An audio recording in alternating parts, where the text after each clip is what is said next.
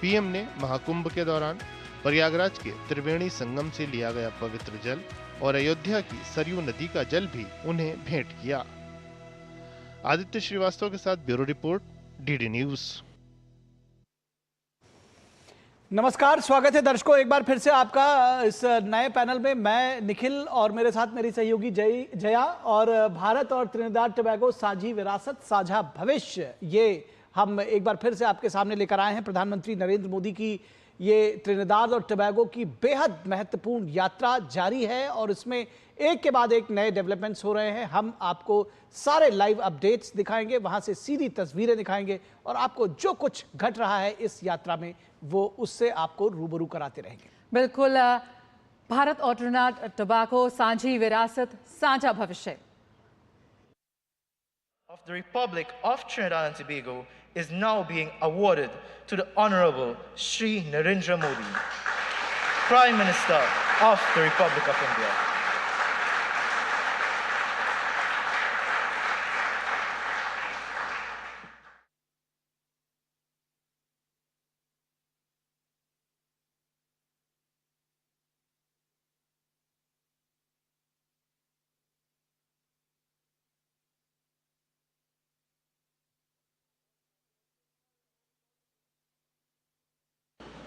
नमस्कार, good morning to everybody. राष्ट्रपति Kristin कंगालू जी,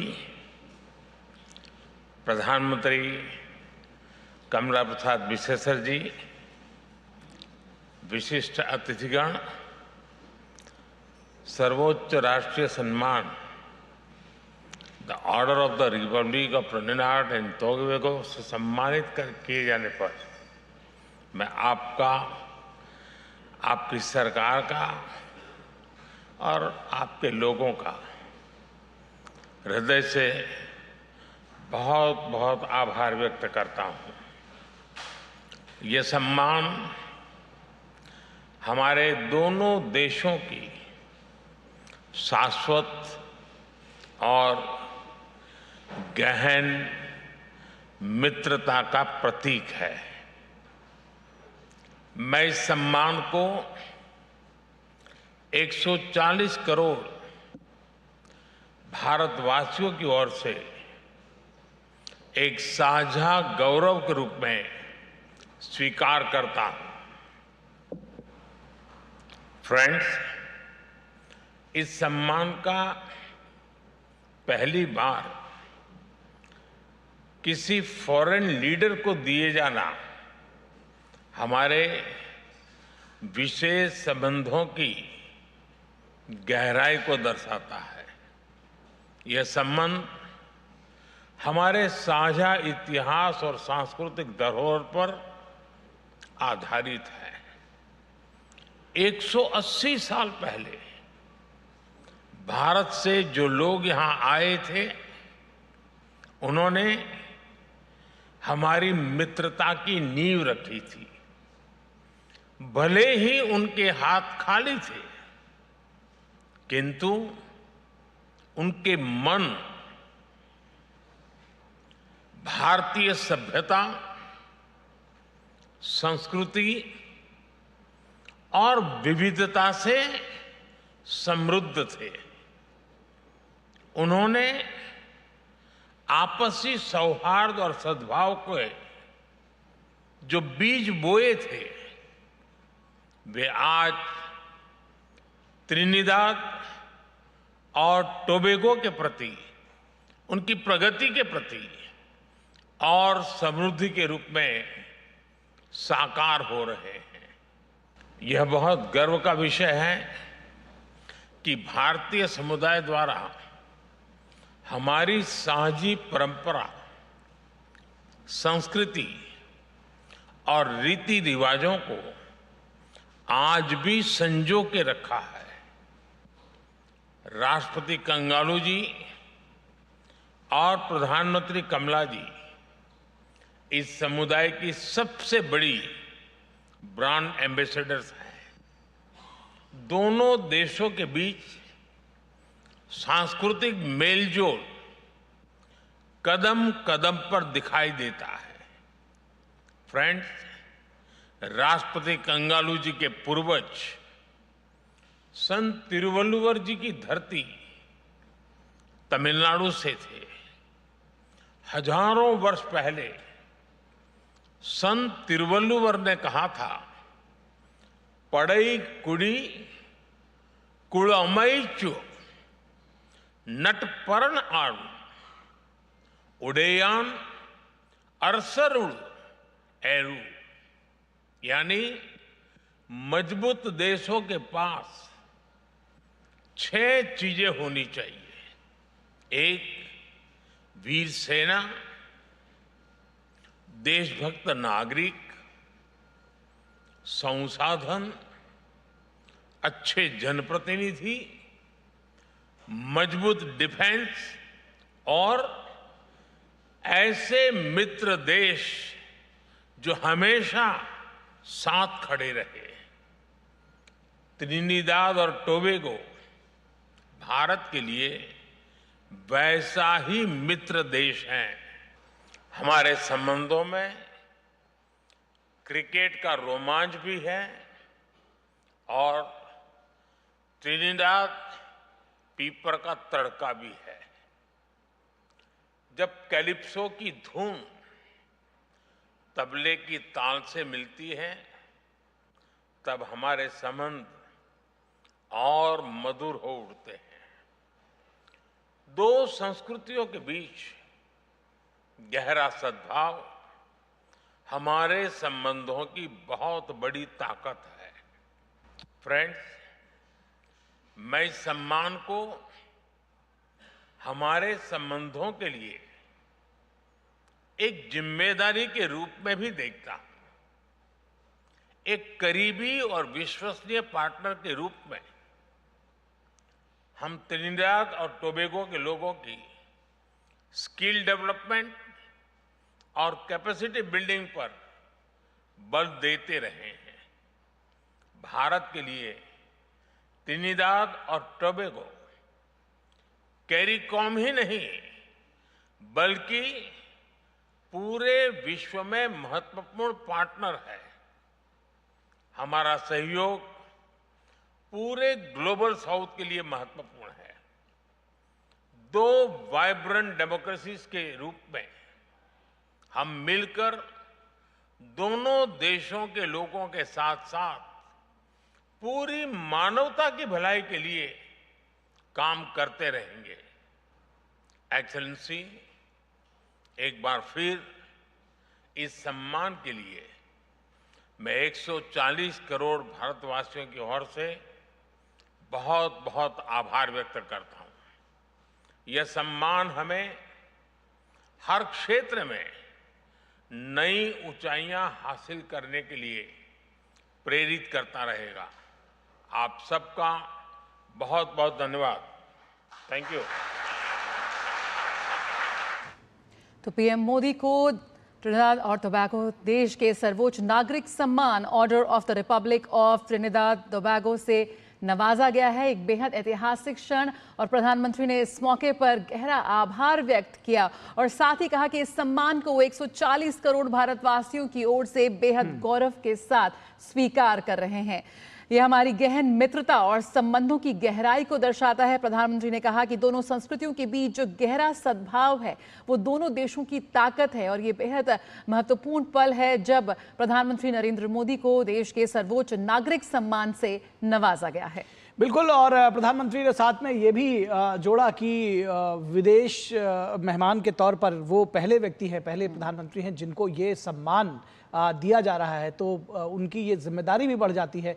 अंत में उन्होंने कहा कि ये उनकी जिम्मेदारी बढ़ जाती है कि वो चाहे कैपेसिटी बिल्डिंग की बात हो, चाहे जो दूसरी चीज़ें हों, उनके साथ में सहयोग बढ़ाने की बात हो, स्किल डेवलपमेंट हो, उसको वो आगे बढ़ाते रहेंगे। उन्होंने कहा कि जो हमारा सहयोग है पूरे ग्लोबल साउथ के लिए महत्वपूर्ण है। उन्होंने भारत के और त्रिनिदाद और टोबैगो के जो पूर्वज थे, जो भारत से आए थे, उनके साथ रिश्तों को याद किया और कहा कि वो गर्मजोशी, वो गर्माहट, वो ऊर्जा आज भी इन रिश्तों में बरकरार है और उसको हमें एक नेक्स्ट लेवल पे एक आगे और आगे लेकर जाना है। इस पूरी चर्चा पर, इस पूरी जो प्रधानमंत्री की यात्रा है, इस पर बातचीत करने के लिए हमारे साथ विशेष मेहमान जुड़े हुए हैं। Rahul Mishra, school of international studies से जेएनयू से जुड़े हुए हैं। राहुल मिश्रा जी, आपने देखा प्रधानमंत्री का ये जो संबोधन है, किस तरह से इसका आकलन करेंगे? दोस्ती की नई इबारत लिखी जा रही है और उसमें जिसको कहते हैं कि नए अवसर भी आ रहे हैं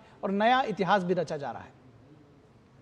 जी बिल्कुल, प्रधानमंत्री के वक्तव्य से बहुत साफ है कि भारत ट्रिनिडाद और टोबैगो के साथ अपने संबंधों को व्यापार, विकास और विरासत तीनों ही आयामों में देखता है। तो जहां तक सवाल है व्यापार बढ़ाने का, ग्लोबल साउथ के एजेंडा में व्यापार बहुत महत्वपूर्ण है, क्योंकि हम देख रहे हैं कि किस तरह दुनिया भर में ट्रंप की जो टैरिफ नीतियां हैं उससे दुनिया भर के देश, खास तौर से विकासशील देश बहुत परेशान हैं।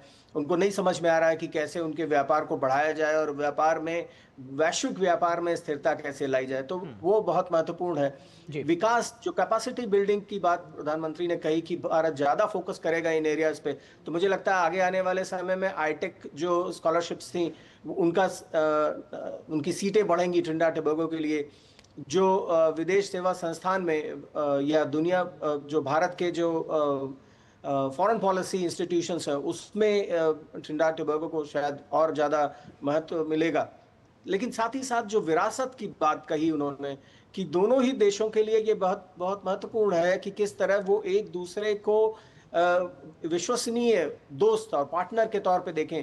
तिरुकुरल का उन्होंने जिक्र किया जो बहुत महत्वपूर्ण है, क्योंकि ये न सिर्फ लेगेसी से जोड़ता हमें, अपने ऐतिहासिक जड़ों की ओर ले जाता है, बल्कि साथ ही ये भी दिखाता है कि भारत कैसे इन 6 आयाम, जो विदेश नीति के जो 6 आयाम तिरुवल्लुवर ने दिए थे एक मजबूत देश के लिए, उस पे भी कैसे काम कर रहा है। तो मजबूत सेना और डिफेंस भी एक बहुत बड़ा सेक्टर है भारत और ट्रिनिडाद टोबैगो के बीच संबंधों को आगे बढ़ाने के लिए। इसमें बहुत सारा पोटेंशियल है।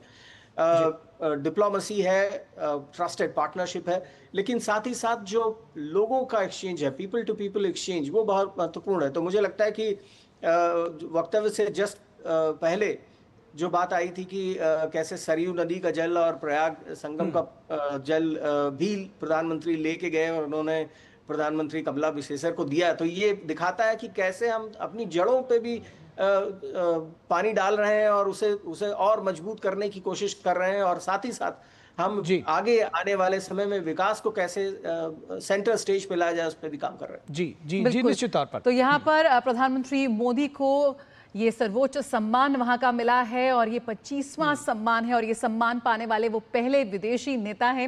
राहुल जी, आप हमारे साथ जुड़े रहिए। यहाँ पर हम आपको बता दें कि दर्शकों को बता दें कि लगातार प्रधानमंत्री मोदी की जो लोकप्रियता है, जिस तरह से वो वैश्विक मंच पर बढ़ रही है, उसी का एक प्रमाण यहाँ पर मिला जब उन्हें ये सम्मान दिया गया। और पीएम मोदी को इससे पहले भी विदेशी दौरों के दौरान वहां के राष्ट्राध्यक्षों ने अपने राष्ट्रीय सम्मानों से सम्मानित किया है। आइए हमारे देखिए हमारी खास रिपोर्ट। घाना दौरे पर प्रधानमंत्री नरेंद्र मोदी को वहां के राष्ट्रीय award the officer of the order of the star of घाना से सम्मानित किया गया। पीएम मोदी को दिया गया ये सम्मान 30 साल बाद किसी भारतीय प्रधानमंत्री की घाना यात्रा के दौरान दोनों देशों के बीच ऐतिहासिक संबंधों को और गहरा करने वाला रहा। मैं इस सम्मान को 140 करोड़ भारतीयों की ओर से विनम्रता के साथ स्वीकार करता हूं। यह सम्मान मैं हमारे युवाओं की आकांक्षाओं को, उनके उज्जवल भविष्य को,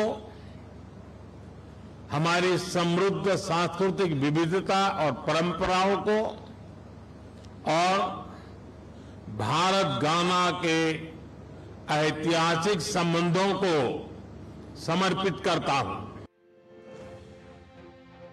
इससे पहले पिछले महीने ही साइप्रस यात्रा के दौरान प्रधानमंत्री नरेंद्र मोदी को राष्ट्रपति निकोस क्रिस्टोडोलिट्स ने grand cross of the order of Makarios 3 से सम्मानित किया। ये साइप्रस का सर्वोच्च सम्मान है। इससे पहले अप्रैल के महीने में भी प्रधानमंत्री नरेंद्र मोदी की श्रीलंका यात्रा के दौरान उन्हें वहां के राष्ट्रपति अनुरा कुमारा दिसानायके ने श्रीलंका मित्र विभूषण सम्मान प्रदान किया था। किसी विदेशी नेता को दिया जाने वाला श्रीलंका का ये सर्वोच्च सम्मान था। प्रधानमंत्री को अब तक विदेशों में 24 शीर्ष सम्मान मिल चुके हैं। अलग अलग देश अपने सर्वोच्च नागरिक सम्मान देकर ग्लोबल लीडर के तौर पर पीएम मोदी की भूमिका को सम्मानित करते रहे हैं। पिछले साल जुलाई में पीएम को रूस के राष्ट्रपति व्लादिमीर पुतिन ने देश का सर्वोच्च नागरिक पुरस्कार दिया। PM Modi the order of Saint Andrew the Apostle से सम्मानित होने वाले पहले भारतीय नेता हैं। नवंबर 2024 में नाइजीरिया के राष्ट्रपति बोला अहमद ने पीएम मोदी को grand commander of the order of niger प्रदान किया। प्रशस्ति पत्र में कहा गया कि प्रधानमंत्री के दूरदर्शी नेतृत्व ने भारत को एक वैश्विक शक्ति के रूप में स्थापित किया है। उसी माह गयाना के राष्ट्रपति इरफान अली ने पीएम को देश के सर्वोच्च राष्ट्रीय पुरस्कार द ऑर्डर ऑफ एक्सीलेंस से सम्मानित किया। यह अवार्ड विकासशील देशों के अधिकारों की रक्षा और वैश्विक समुदाय के लिए असाधारण सेवा के लिए दिया गया। उसी दिन पीएम को डोमिनिका की राष्ट्रपति सिल्वेनी बर्टन ने अपने देश का सर्वोच्च राष्ट्रीय पुरस्कार सौंपा। डोमिनिका अवार्ड ऑफ ऑनर कोविड-19 महामारी के दौरान मदद और रिश्तों की मजबूती में योगदान के लिए दिया गया। दिसंबर 2024 में कुवैत ने पीएम मोदी को अपना सबसे बड़ा राष्ट्रीय पुरस्कार दिया। कुवैत के अमीर मिशाल अल अहमद अल जबर अल सबा ने पीएम को द ऑर्डर ऑफ मुबारक अल कबीर से सम्मानित किया। बारबाडोस ने पीएम को honorary order of freedom of Barbados दिया। वहां की राष्ट्रपति ने यह पुरस्कार प्रदान किया, जिसे पीएम की ओर से विदेश राज्य मंत्री पवित्रा मार्गरिटा ने प्राप्त किया। इसी वर्ष 12 मार्च को मॉरिशस के राष्ट्रीय दिवस समारोह में पीएम को वहां का सर्वोच्च नागरिक सम्मान मिला। राष्ट्रपति धर्मवीर गोकुल ने पीएम को grand commander of the order of the star and की ऑफ द इंडियन ओशन प्रदान किया। किसी भारतीय को पहली बार ये सम्मान प्राप्त हुआ है। इन अवार्ड्स और ग्लोबल लीडर के तौर पर शोहरत के पीछे सबसे बड़ी वजह है पीएम का विजन, संपूर्ण मानव जाति के कल्याण और शांति संवाद का विजन। संघर्ष ही नहीं, पर्यावरण संकट और आतंकवाद जैसी वैश्विक चुनौतियों को लेकर भी पीएम का संदेश साफ है। समाधान के लिए सब साथ आएं, मिलकर प्रयास करें। आधुनिक तकनीक हो या विकास की डगर, पीएम ग्लोबल साउथ सहित सबको साथ लेकर आगे बढ़ने पर बार बार बल देते रहे हैं। यही वो दृष्टिकोण है जिसे पूरी दुनिया न केवल सम्मान से देखती है, बल्कि इससे मानवता का बेहतर भविष्य सुनिश्चित करने में भी मदद मिल रही है। तो बेहद महत्वपूर्ण है प्रधानमंत्री नरेंद्र मोदी का ये जो सम्मान ट्रिनिदाद और टोबैगो में मिला है। घाना में उनको एक सम्मान मिला था अभी 2 रोज पहले, और लगातार प्रधानमंत्री की डिप्लोमेसी को, उनके एक तरह से शांति दूत के तौर पर जो उनकी छवि है और जिस तरह से वो एक कुशल राजनेता के तौर पर लगातार विश्व शांति की बात कर रहे हैं, उन सब को देखते हुए प्रधानमंत्री को तमाम देशों में 25 देशों में उनको सम्मानित किया जा चुका है। और प्रधानमंत्री नरेंद्र मोदी ने विजिटर बुक पे दस्तखत किए हैं, जहां उनको ये सम्मान दिया गया।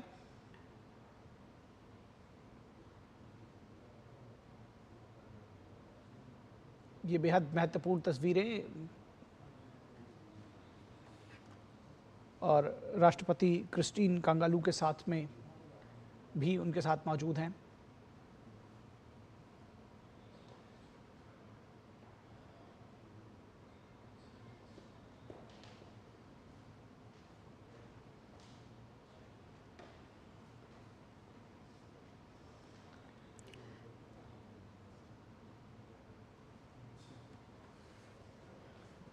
तो ये ऐतिहासिक क्षण जब प्रधानमंत्री नरेंद्र मोदी को सर्वोच्च नागरिक सम्मान से सम्मानित किया गया त्रिनिदाद और टोबैगो के, और यकीनन भारत की वैश्विक छवि और कूटनीतिक गहराई इस समय एक साथ त्रिनिदाद और टोबैगो की धरती पर नजर आ रही है।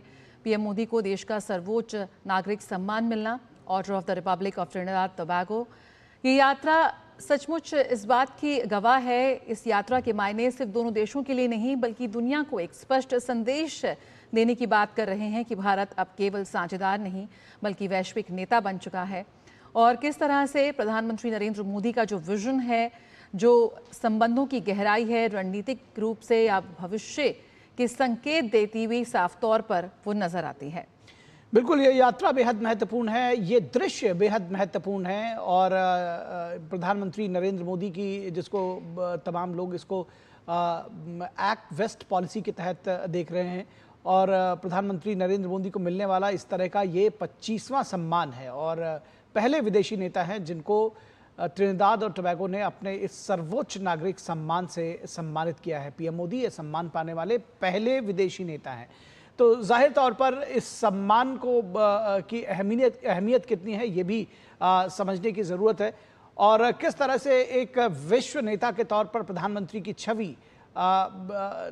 एक मजबूत विश्व नेता के तौर पर स्थापित हुई है, ये भी दर्शाता है। प्रधानमंत्री नरेंद्र मोदी ने इस अवसर पर साफ तौर पर कहा कि यह सम्मान दोनों देशों की गहन मित्रता का प्रतीक है और 140 करोड़ भारतीयों की ओर से साझा गौरव के रूप में मैं इसको स्वीकार करता हूं।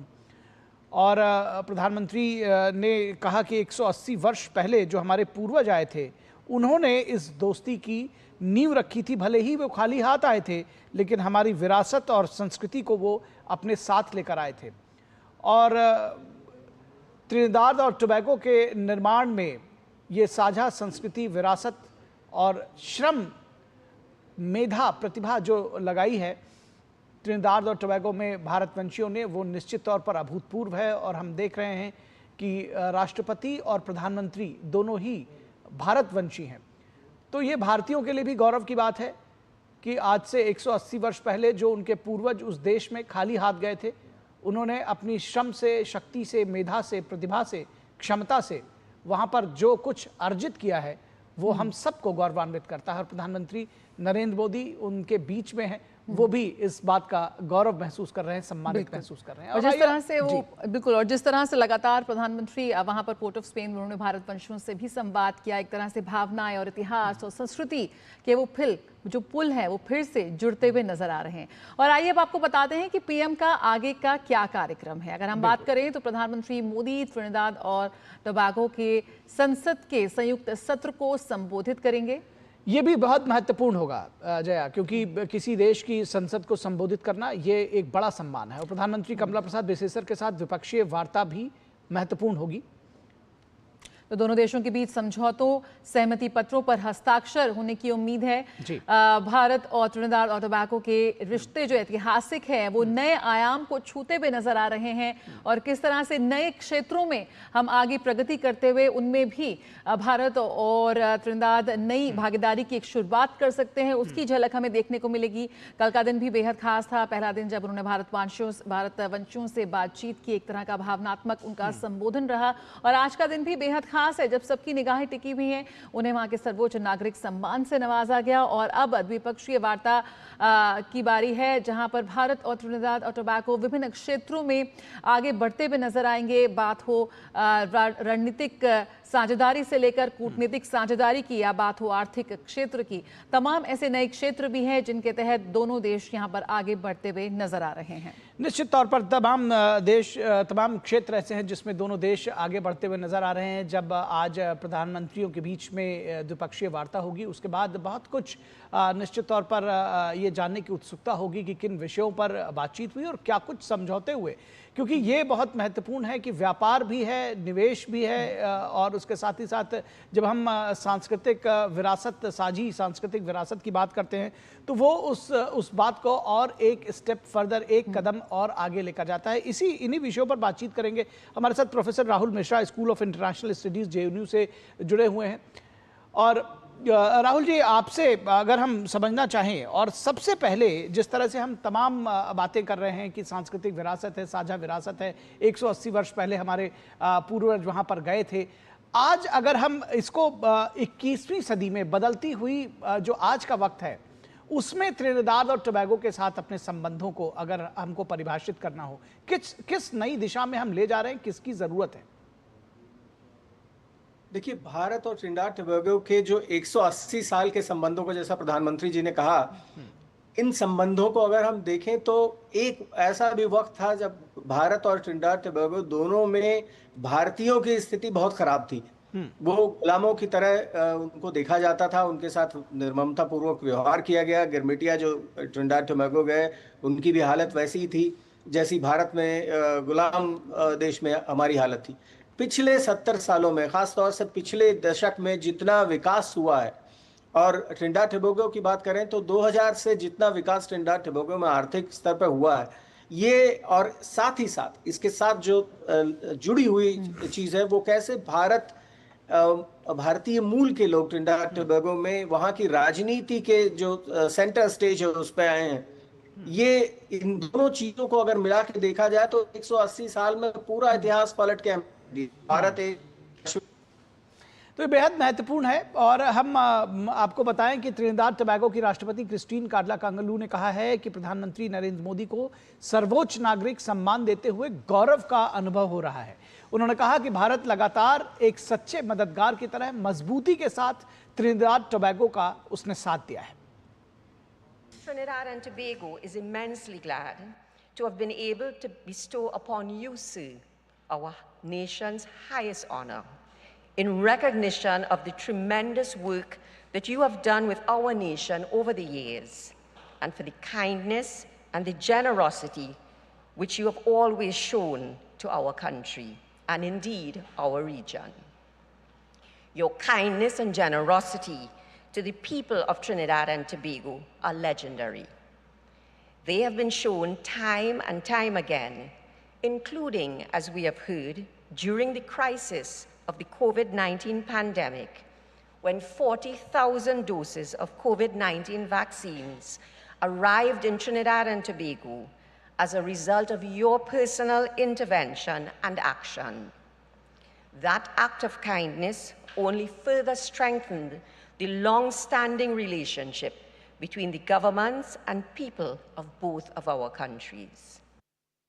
किस तरह से भारत एक सच्चे दोस्त की तरह, एक सच्चे मददगार की तरह लगातार ट्रिनिडाद टोबैगो के साथ खड़ा है, इसका जिक्र किया राष्ट्रपति ने। और ख़ास तौर पर जो वैक्सीन मैत्री का एक मानवीय चेहरा यहाँ पर भारत का प्रस्तुत हुआ था कोविड महामारी के दौरान, इसका भी विशेष रूप से उन्होंने उल्लेख किया। हमारे साथ प्रोफेसर राहुल मिश्रा इस वक्त जुड़े हुए हैं। प्रोफेसर, यहाँ पर प्रधानमंत्री ने जिस तरह से 180 साल का जो हमारा इतिहास है भारत और ट्रिनिदाद के बीच, उसका जिक्र किया कि कैसे 180 साल पहले गिरमिटिया मजदूर वहां पहुंचे थे और हम उनके पहुंचने की, पहली बार पहुंचने की 180वीं वर्षगांठ मना रहे हैं। गिरमिटिया मजदूरों का जिक्र इससे पहले मॉरिशस में भी हुआ था। किस तरह से देखते हैं, ये सिर्फ गिरमिटिया इतिहास की पुनरावृत्ति नहीं है, यहाँ पर एक तरह से एक शक्तिशाली राष्ट्र की बात करें, एक मजबूत शक्तिशाली नेता की बात करें, उस लिहाज से जो हमारी रणनीतिक सक्रियता है, कैसे कैरिबियन से लेकर वैश्विक मंच तक भारत की आवाज को यहां मजबूती देती आ रही है प्रधानमंत्री की खास तौर पर यह यात्रा। जी जया जी, देखिए मैं यही बात पहले कह रहा था कि भारत और ट्रिनिडाद टोबैगो दोनों ने पिछले 180 सालों में जिसे अंतर्राष्ट्रीय राजनीति के संदर्भ में कहा जाता है कि रूल टेकर्स से रूल मेकर्स की स्थिति में आज हम पहुंच चुके हैं। उस जमाने में आज से 180 साल पहले भारत को या भारतीय मूल के लोगों को, गिरमिटिया को, अंग्रेजों ने जो कहा वो हमें करना पड़ा क्योंकि हम गुलाम देश थे। आज वैश्विक स्तर पे, अंतर्राष्ट्रीय राजनीति के स्तर पे भारत एक रूल मेकर बन चुका है। अब हम वो सिद्धांत बना रहे हैं जिन पे विश्व को चलना होगा। आगे आने वाले समय में दुनिया के तमाम देश में मानेंगे। उसकी शुरुआत हो चुकी है ग्लोबल साउथ इनिशिएटिव के साथ। और दूसरी ओर अगर हम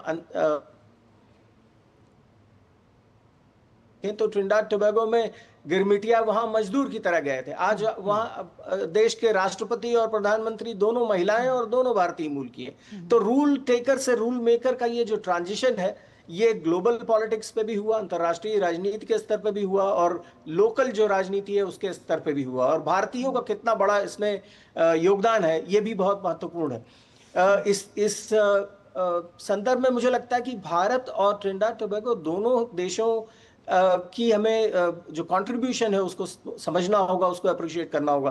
क्योंकि अगर ट्रिनिडाद टोबैगो की में जो राजनीतिक स्थिति है वहां भारतीय मूल के लोग इस मजबूत स्थिति में ना होते। बिल्कुल, और यहाँ पर प्रधानमंत्री लगातार ये बात कहते आ रहे हैं कि अगर आपको वैश्विक मंच पर आगे बढ़ना है, या अगर हम भविष्य की ओर देखते हैं तो इतिहास से सीख लेनी बेहद ज़रूरी है और इतिहास को हमें कभी भूलना नहीं है। जिन गिरमिटिया मजदूरों का यहाँ पे जिक्र हुआ रहा है, जो उन्होंने कुर्बानी दी है, जिस संघर्ष से वो गुजरे हैं, उसे ना भूलते हुए लगातार उनका जिक्र प्रधानमंत्री ने किया है और उन पर शोध करने की भी बात यहाँ पर प्रधानमंत्री ने कही थी। कहीं ना कहीं वो उन पूर्वजों की मेहनत और परिश्रम का ही नतीजा है कि आज वैश्विक मंच पर भारतीय इतनी मजबूती से अपनी बात रख रहे हैं। बिल्कुल, तो इस चर्चा को आगे बढ़ाएंगे। जो तमाम जो हमारे साथ में एक और ख़ास मेहमान सुशील कुमार सिंघल, जो फॉर्मर सीनियर डिप्लोमेट हैं, हमारे साथ जुड़ चुके हैं। सर, स्वागत है आपका। और इसके साथ ही साथ दरअसल जो चर्चा हमारी हो रही थी एम्बेसडर सिंघल, वो हम त्रिनिदाद टोबैगो के साथ अपनी दोस्ती पर जाहिर तौर पर चर्चा कर रहे थे। जो आगे का पाथ है उसकी बात कर रहे थे। एक बात अगर किसी भी हमारे दर्शक के जो जहन में आती है कि 5 देशों की यात्रा, इसमें त्रिनिदाद और टोबैगो का चुनाव क्यों, किस आधार पर किया गया है? अगर हम विदेश नीति के लिहाज से इस बात को समझना चाहें, क्या मायने हैं, क्यों महत्वपूर्ण है, और त्रिनिदाद और टोबैगो का चुनाव क्यों? ऐसा है कि ये सवाल काफी जगह पूछा गया है कि एक साथ ये जब प्रधानमंत्री जी जा रहे हैं, ब्राजील भी जा रहे हैं, अर्जेंटीना भी जा रहे हैं, नामीबिया है, घाना, तो त्रिनिदाद टोबैगो को क्यों? तो उसके लिए हमें ये समझना पड़ेगा कि त्रिनिदाद टोबैगो एक बहुत ही हमारे लिए महत्वपूर्ण है देश है कैरिबियन में, क्योंकि वहाँ क्या है कि जो आबादी है उसका करीब 45% जो है इंडियन ओरिजिन के लोग हैं। जैसा कि अभी आप बातचीत हो रही थी कि वो किस रूप में गए थे, उसके 180, एक तो विषय ये सब्जेक्ट ये है कि 180 साल पूरे हुए हैं। जो 30 मई 1845 को जो है पहली बार जो भारत से गिरमिटिया वहां गए थे, और उसके 180 साल पूरे हुए हैं। और दूसरा ये भी है कि अगर हम देखें, एक सिंबॉलिक भी बहुत बड़ा है, क्योंकि वहां के जो प्रधानमंत्री और राष्ट्रपति दोनों ही इंडियन ओरिजिन के हैं, दोनों महिला हैं, और दोनों को ही प्रवासी भारतीय सम्मान भी मिला है। उसके अलावा क्या है कि जो हमारे इनके बिजनेस रिलेशनशिप है, हमारी ट्रेड इकोनॉमिक रिलेशनशिप है, वो बड़ी स्ट्रांग है। करीब 400 मिलियन डॉलर के करीब का हमारा ट्रेड हो रहा है उनके साथ में। दूसरा, अगर हम और परिप्रेक्ष्य में देखें सामाजिक और जो हमारे जो कल्चरल रिलेशनशिप है, हिंदी के लिए वहां पर बहुत काम होता है। तो आई थिंक मेरे विचार से प्रधानमंत्री जी ने इसलिए विजिट करा है वहां कि हमारे एक तो किसी प्रधानमंत्री की विजिट 1999 के बाद अब ये पहली बार एक हो रही है, और वह उनकी बहुत समय से ये डिमांड भी थी कि भारत की जो है प्रधानमंत्री की विजिट वहां होनी चाहिए, और उसकी बहुत समय से रिक्वेस्ट चल रहा था मेरे विचार से। और अभी जो है कि जिस तरह से हम उनके साथ में एग्रीमेंट, अभी जो बातचीत चल रही है, जो होने वाले हैं, उससे हमारे संबंध और प्रगाढ़ होंगे, क्योंकि कैरिबियन कंट्रीज जो हैं वो फ्यूचर में हमारे ट्रेड के लिहाज से और बिजनेस के लिहाज से बहुत इंपॉर्टेंट है, क्योंकि गेटवे हैं ये लैटिन अमेरिका के लिए और सिमिलरली नॉर्थ अमेरिका के लिए भी। तो इसलिए मेरे विचार ये जो हमारे जो प्रधानमंत्री जी की विजिट है, ये बहुत महत्वपूर्ण है। एक तो हमारे कल्चरल रिलेशन के हिसाब से, पॉलिटिकल रिलेशनशिप के हिसाब से।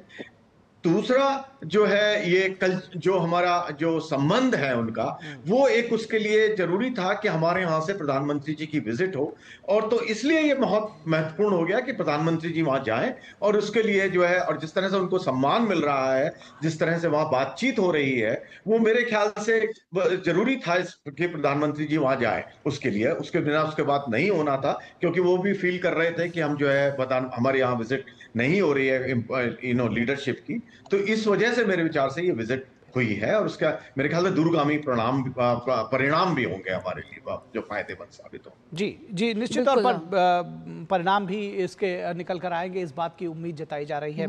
राहुल जी हमारे साथ जुड़े हुए हैं। राहुल जी, किस तरह से देखते हैं, आज द्विपक्षीय वार्ता है जिस पर हमारी नजरें टिकी हुई हैं, ऐसे में भारत और जो त्रिनिदाद टोबैगो के बीच रणनीतिक साझेदारी के कौन कौन से नए आयाम जुड़ते हुए नजर आ सकते हैं, और साथ ही जिस तरह से ये त्रिनिदाद की यात्रा है, कैसे भारत की जो कैरिबियाई देशों के साथ जो नीति है उसका भी एक नया अध्याय लिख रही है?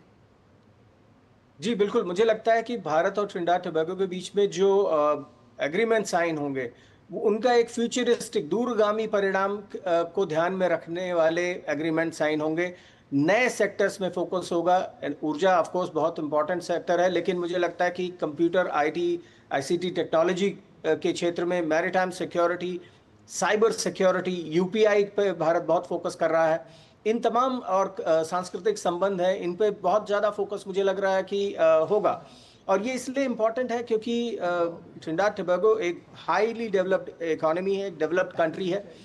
कैरिकॉम रीजन में उनके बीच, तमाम देशों के बीच में अपना एक फ्री ट्रेड एग्रीमेंट है, तो हमारी कहीं ना कहीं मुक्त व्यापार समझौते पर भी एक नज़र है। और ट्रिनिडाद टोबैगो एक गेटवे है कैरिकॉम और कैरिबियन रीजन के लिए। तो मुझे लगता है कि एक सशक्त अगर एग्रीमेंट साइन होंगे और इस द्विपक्षीय संबंध को आगे बढ़ाया जाएगा, तो वो क्षेत्रीय स्तर पर भी भारत को कैरिबियन और wider Latin American and Caribbean region में एक स्ट्रांग फुटहोल्ड देगा, एक मजबूत स्थिति में पहुंचाएगा। ये बहुत जरूरी है हमारे लिए आज, क्योंकि हम वैश्विक स्तर पर ग्लोबल साउथ का जो प्लेटफॉर्म बनाना चाहते हैं, उसके लिए हमें इस क्षेत्र में काफी काम करना, और ट्रिनिडाद टोबैगो एक अच्छी शुरुआत है।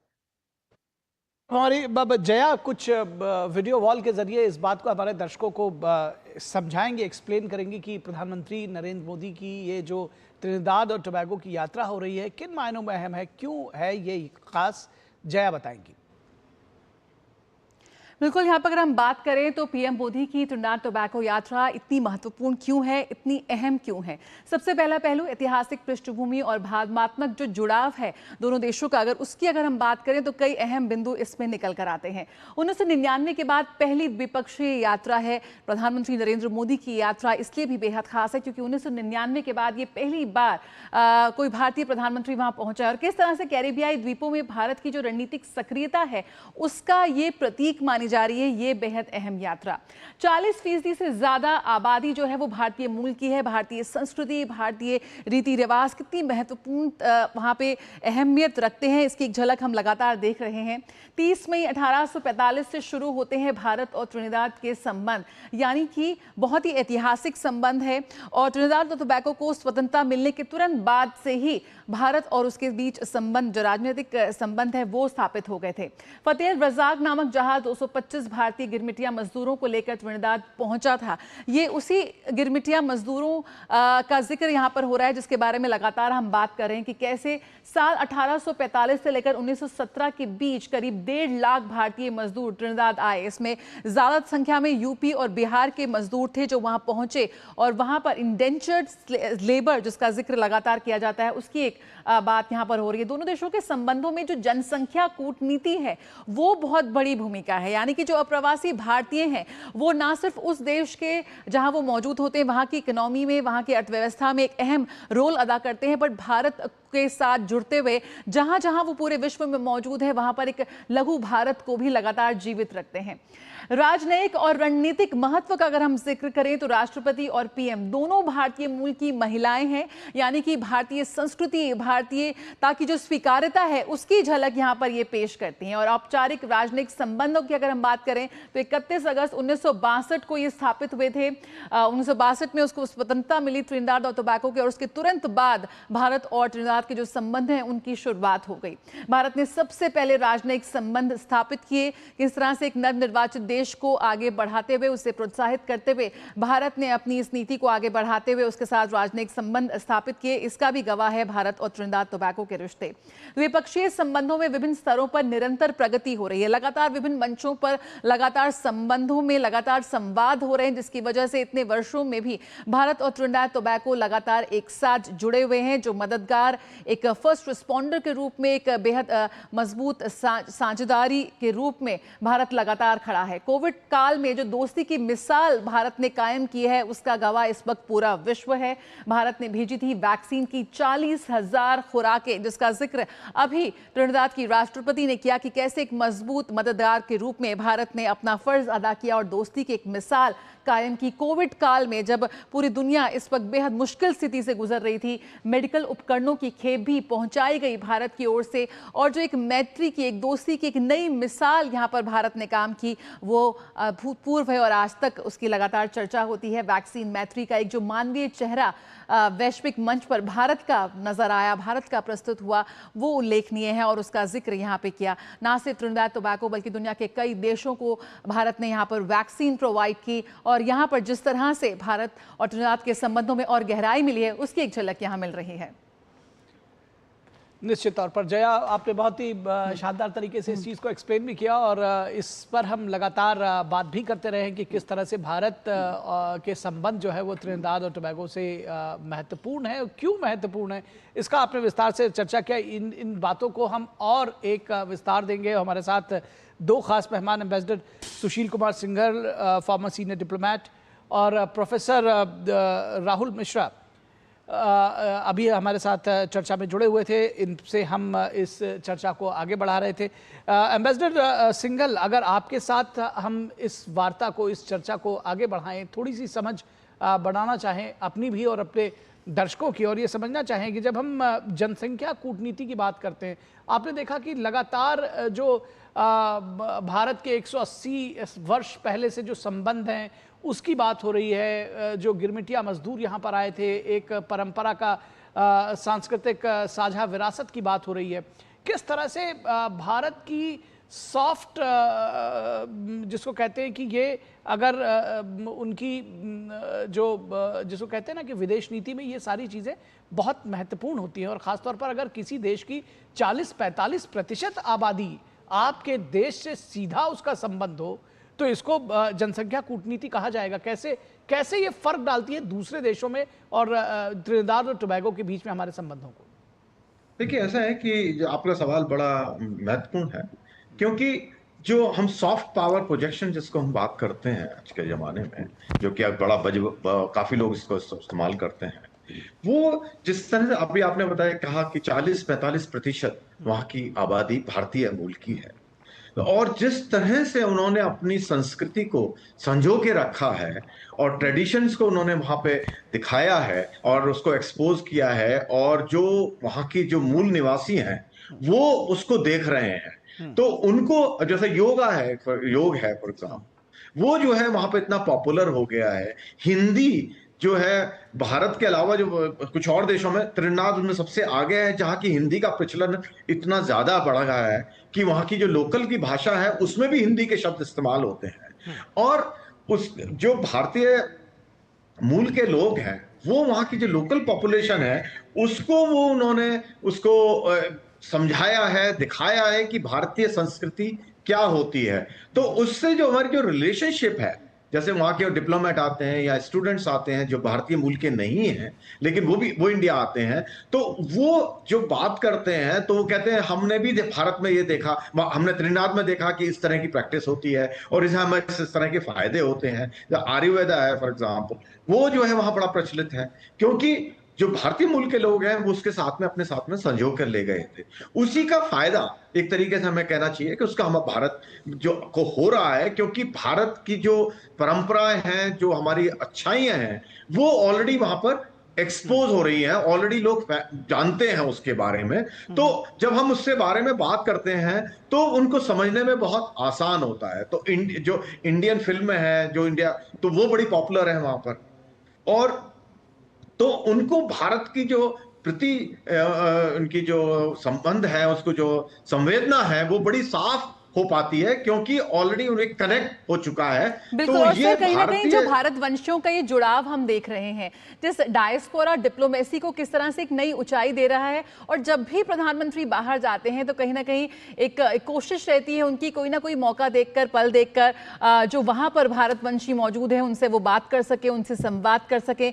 वो वहां के देश के साथ तो जरूर उसमें उनकी इकोनॉमी में एक अहम रोल अदा कर रहे हैं, लेकिन कहीं ना कहीं वो भारतीयों से भी लगातार जुड़े हुए हैं, भारत से जुड़े हुए हैं। कहीं ना कहीं इसका श्रेय भी आप प्रधानमंत्री नरेंद्र मोदी को दे देंगे, क्योंकि जब से उनकी यात्राओं के बीच भारतवंशियों से मिलने की शुरुआत हुई है, वो एक बहुत ही मजबूत एक कड़ी बन गई है भारतवंशियों और भारत के बीच।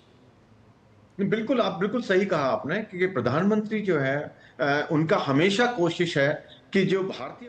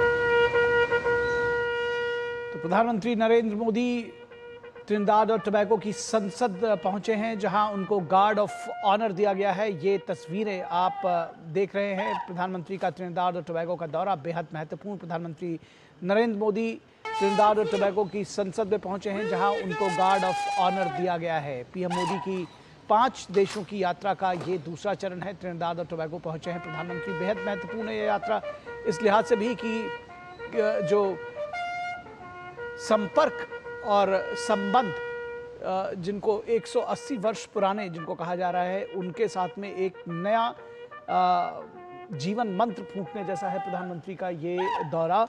और 30 वर्षों बाद किसी भारतीय प्रधानमंत्री का दौरा जाहिर तौर पर संबंधों में एक नई ऊंचाई, नई ऊर्जा, एक नई जान देगा। और प्रधानमंत्री नरेंद्र मोदी को सर्वोच्च नागरिक सम्मान से सम्मानित किया गया है त्रिनिदाद और टोबैगो के। और उसके बाद एक बार फिर ये एक अपने आप में सम्मान है कि वो त्रिनिदाद और टोबैगो की संसद को भी संबोधित करेंगे। हर नेता के लिए, किसी भी विदेशी नेता के लिए ये किसी बड़े सम्मान से कम नहीं है। तो जी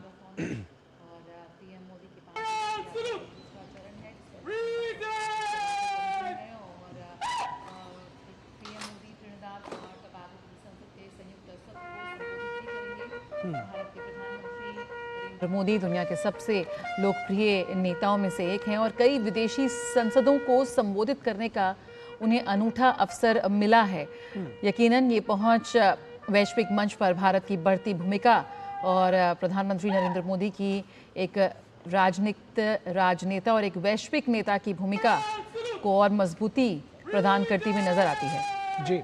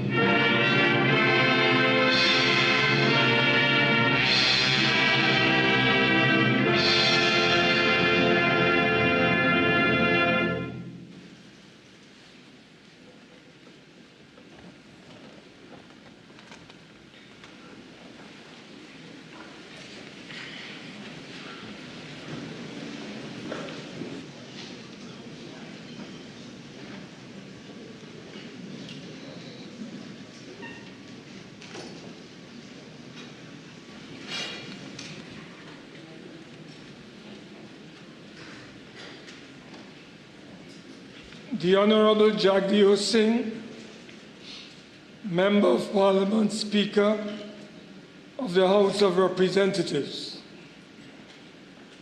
The Honorable Shri Narendra Modi, Prime Minister of the Republic of India. The Honorable Kamala Prasad Bisesa SC, MP, Prime Minister of the Republic of Trinidad and Tobago. Members of Parliament of the Republic of Trinidad and Tobago, members of the diplomatic corps, distinguished guests, members of the media. As President of the Senate, it is a distinct privilege to welcome you all to this joint assembly of the Parliament of the Republic of Trinidad and Tobago. We have convened this Parliament to receive a most distinguished guest, the Honorable Shri Narendra Modi, Prime Minister of the Republic of India. Prime Minister, your presence today powerfully reflects the enduring friendship between Trinidad and Tobago and India, built on shared heritage, cultural bonds, and a mutual commitment to democracy. Both our nations are proud parliamentary democracies, shaped by vibrant, diverse societies and institutions that give voice to the will of the people. It is in our respective houses, Trinidad and Tobago House of Representatives and the Senate, and the India's Lok Sabha and Rajya Sabha, that our democratic values are continuously upheld.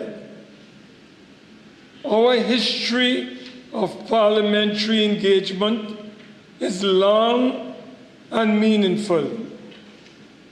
I recall with pride the 2012 visit of the Honorable Meera Kumar, Speaker of the Lok Sabha, for the Commonwealth Speakers Conference, and my own reciprocal visit to India later that year.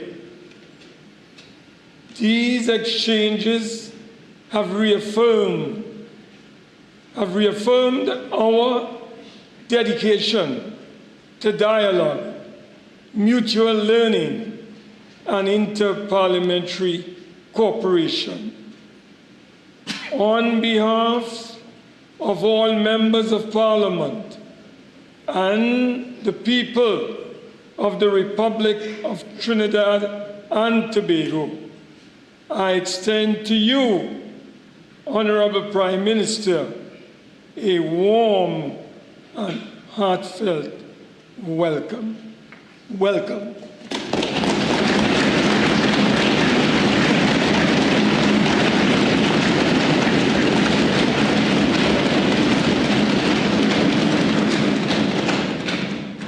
Honorable members of the Joint Assembly, I stand today in this distinguished and august chamber before a powerful symbol of the enduring and lasting friendship of our two nations.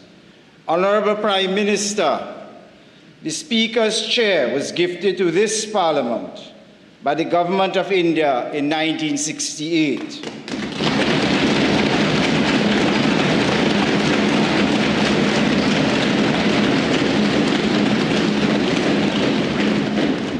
The seemingly simple gift of this chair honors the deep-rooted ties between our two nations, and these exchanges serve to reaffirm our shared commitment to institutional dialogue and the enduring value of interparliamentary cooperation.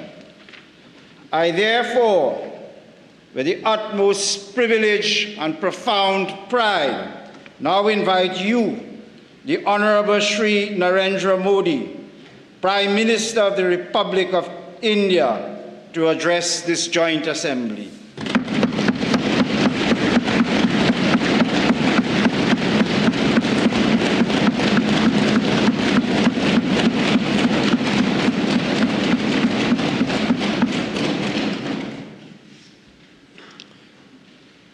Your Excellency,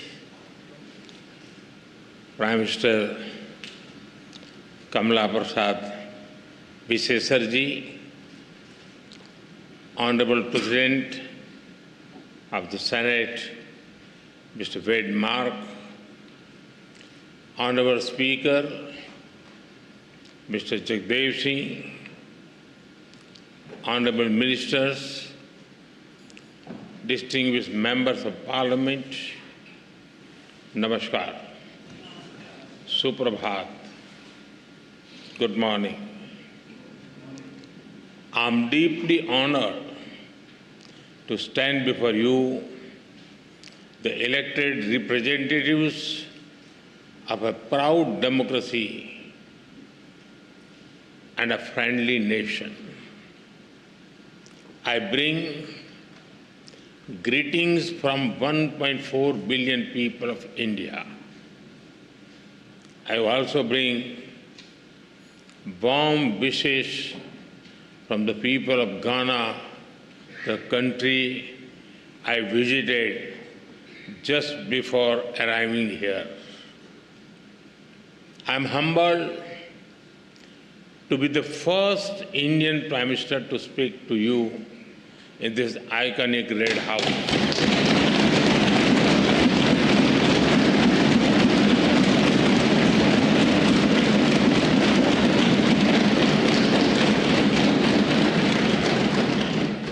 This historic red building has seen struggles and sacrifices of the people of Trinidad and Tobago for freedom and dignity.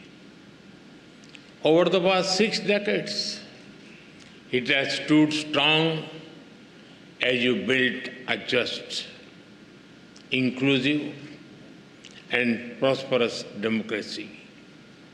Friends, the people of this great nation have chosen two remarkable women leaders, the President and the Prime Minister. They proudly call themselves daughter of the Indian diaspora.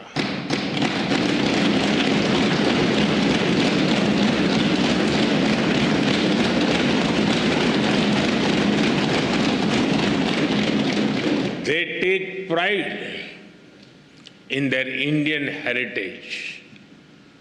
In India, we admire their leadership, grit, and determination.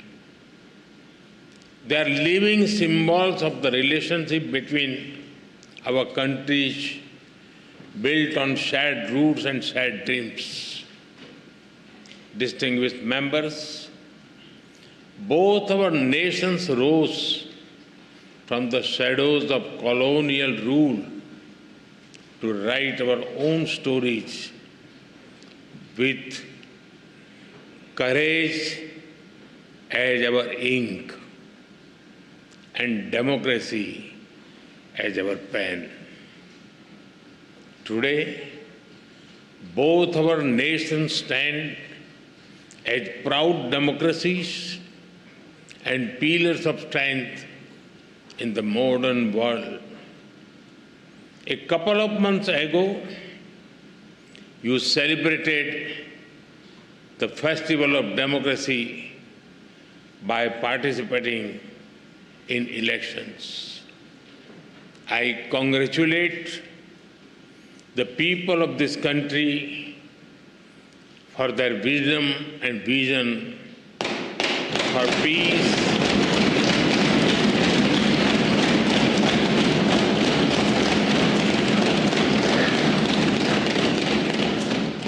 peace, stability, and prosperity.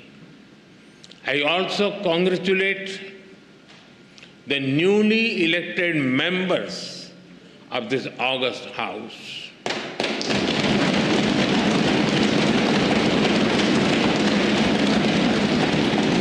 I extend special greetings to Prime Minister Kamalaji for forming the government once again.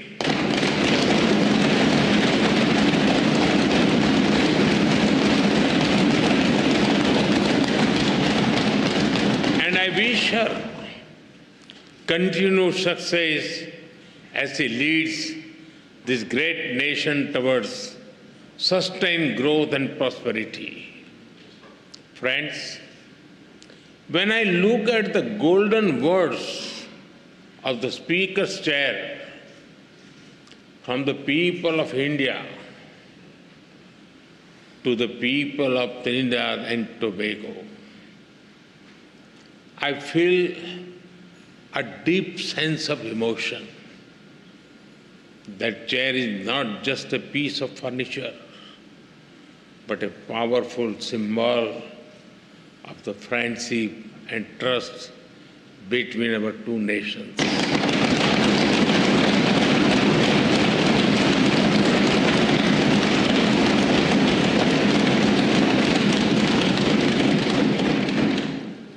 The words expresses the bond that one democracy feels for another.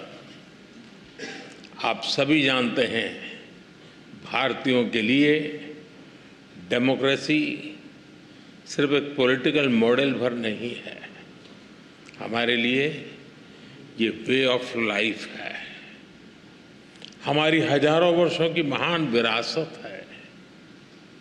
इस संसद में भी कई साथी ऐसे हैं जिनके पूर्वज बिहार से हैं। वो बिहार जो महाजनपदों यानी एंशिएंट रिपब्लिक्स की भूमि है। In India, democracy is not just a political system, for us it is a way of life. Your parliament also has some members whose forefathers were from the Indian state of Bihar, which is famous for centers like Vaishali. Friends, there is a natural warmth in the connection between our two countries. I must say, Indians are among the most passionate fans of the West Indies cricket team. We cheer for them with all our heart, except when they are playing against India. The relationship between our two countries is based on the foundation of centuries-old bonds. 180 years ago, the first Indians arrived on this land after a long and hard journey. Oceans away, the Indian beats blended beautifully with the Caribbean rhythm. Here, Bhojpuri found harmony with Creole. Dal puri met doubles, and tabla met the steel pan.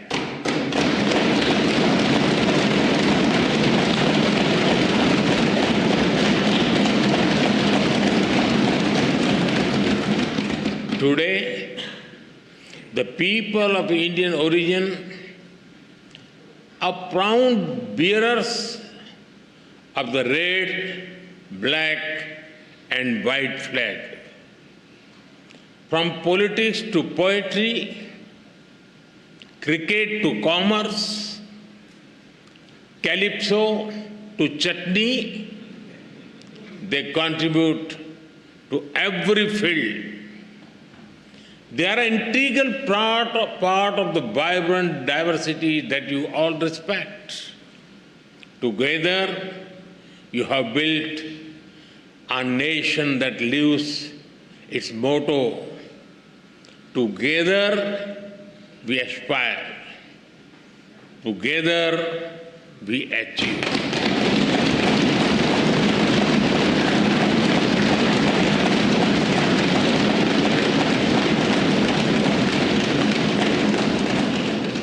Friends, earlier today, Her Excellency, the President, graciously confirmed upon me this country's highest national award. I accept it with humility on behalf of 1.4 billion Indians. Now, with immense gratitude, I dedicate it to the enduring friendship and the ancestral ties between our two nations.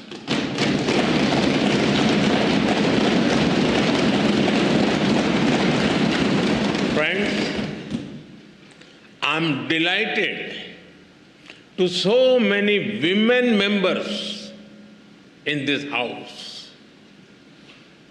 Respect for women is deeply rooted in Indian culture.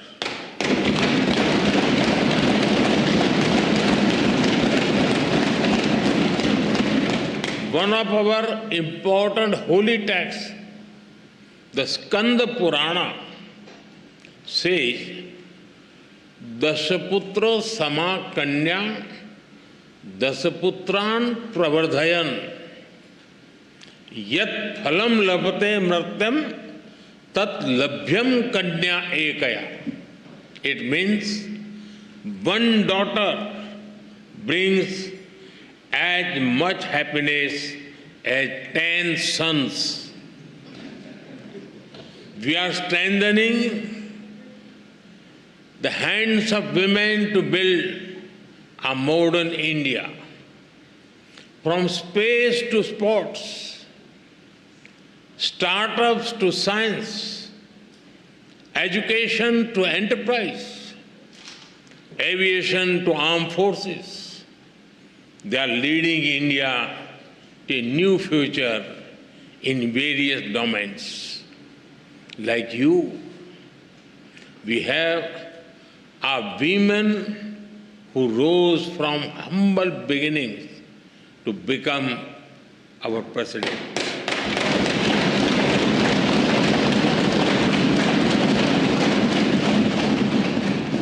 Two years ago, the Indian Parliament took a historic step, which decided to ensure a 33% reservation for women in Parliament and state assemblies. This assurance that is the coming generations, more and more women will decide the destiny and direction of the nation.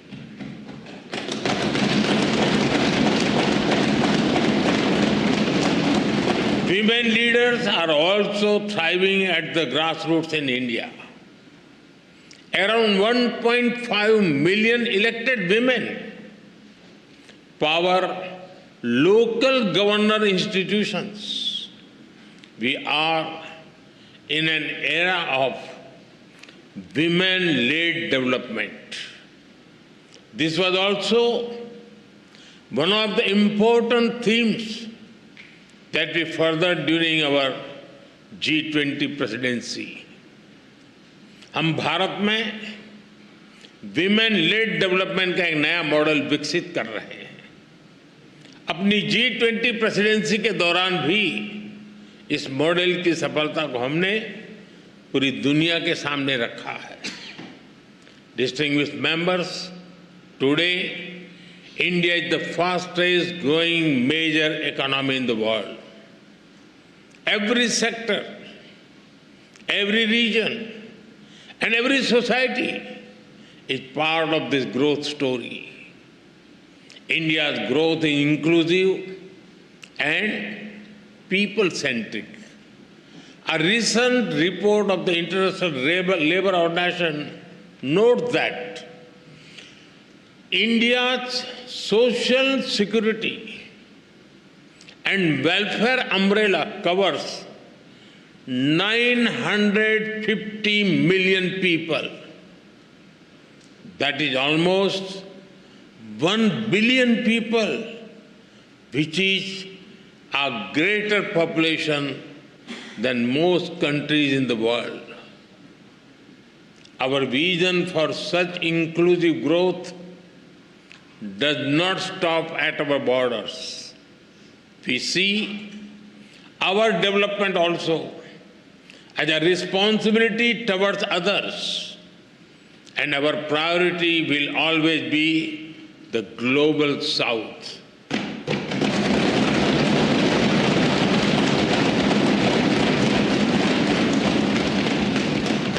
With the same spirit, we are deepening our relations with Trinidad and Tobago.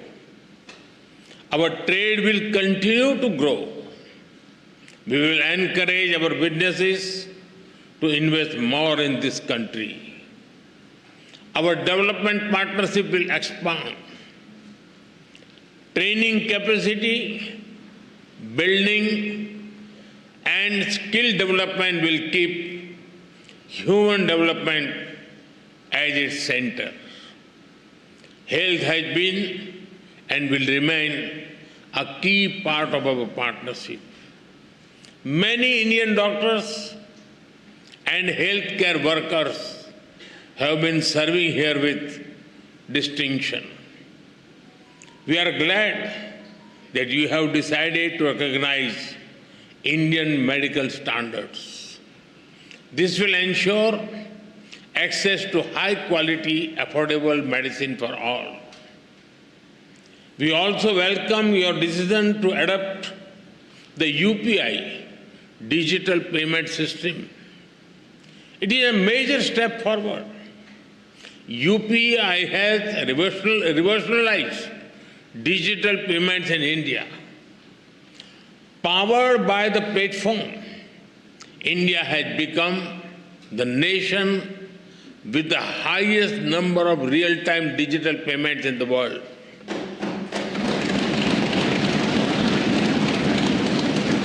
Today, in India, even the mango sellers have QR code. If you try to pay them in cash, they will ask you to use UPI because they don't have the change. We are also keen to collaborate on other digital innovations. As India develops AI tools to foster growth and development in the global South, Trinidad Tobago will be a priority nation for us.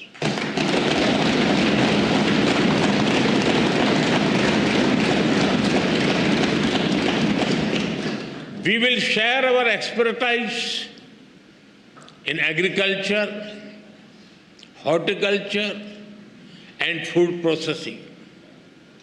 Machinery from India will support your agro industry. And because development is about dignity, we will organize an artificial limb fitment camp and differently able citizens here.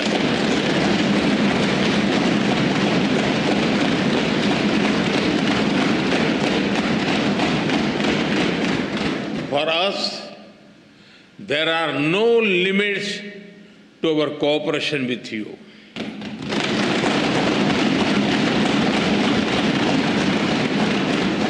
We will always be guided by your needs and priorities. Friends, synergy between our nations holds immense promise. As a key player in the Caribbean and bridge to Latin America, Trinidad and Tobago has a great potential. I'm sure that our ties will help us forge a stronger connection with the wider region, building on the momentum of the second India-CARICOM summit. We are eager to collaborate on initiatives that enhance trade and investment, build infrastructure and mobility, implement community development projects, and above all, support capacity building, training and skill development on a large scale. Friends, I also see our partnership in a larger global framework. The scale and speed of change in the world is unprecedented. There are fundamental shifts in the nature of politics and power. Free trade is under pressure. There are growing global divisions, disputes, and disparities. The world is faced with challenges of climate change, food, health, and energy security. Terrorism remains a pressing threat. Colonial rules of the past may have ended, but their shadows linger in new forms. There are new challenges in space and cybersecurity. Artificial intelligence is unlocking the new opportunities as well as risk. The old institutions are struggling to deliver peace and progress. At the same time, the global south is rising. They wish to see a new and fairer world order. When the United Nations turned 75, there was great hope across the developing world. A hope that long-pending reforms would be realized, that their voices would finally be heard. But that hope has turned into disappointment. The voice of the developing world remains on the margins. India has always tried to bridge this gap. For India, Mahasagar, mutual and holistic advancement for society and growth across regions, is the guiding vision for the global south. Whenever we got the opportunity, we have given voice to the global south. During our G20 presidency, we brought the concerns of the global south to the center of global decision making. During the pandemic, while caring for our 1.4 billion people, India provided vaccine and medicines to over 150 countries.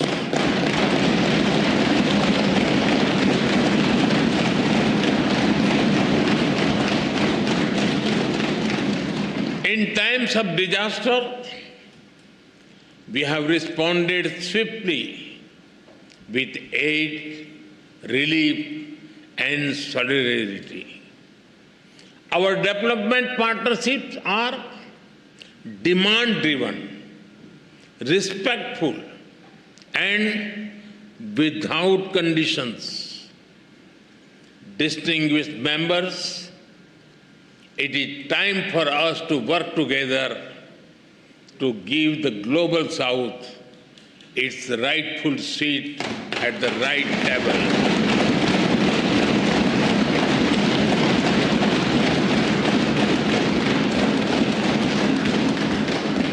To ensure climate justice so that the burden does not fall on those who have contributed the least to the climate crisis. We consider Trinidad and Tobago an important partner in this endeavor. Friends, our two countries may differ in size and geography, but we are deeply aligned in our values. We are proud democracies. We believe in dialogue, sovereignty, multilateralism, and human dignity. In these times of conflicts, we must remain true to those values. Terrorism is the enemy of humanity. This very Red House has itself witnessed the wounds of terror and the loss of innocent blood. We must stand united to deny terrorism any shelter or space. We thank the people and the government of this country for standing with us in our fight against terrorism. Friends, our forefathers struggled, sacrificed, and had dreams of better lives for future generations. Both India and Trinidad Tobago have come a long way on the journey to the future we have promised our people. But we still have a lot to do by ourselves and together. All of you, as members of the Parliament, have a vital role in shaping that future. From Ayodhya to Arima, from the Ghats of Ganga to the Gulf of Paria, may our bonds grow ever deeper and our dreams ever higher. With these thoughts, I thank you once again for this honor. As you say here, with grace and pride, respect due. Thank you. Thank you very much. Thank you.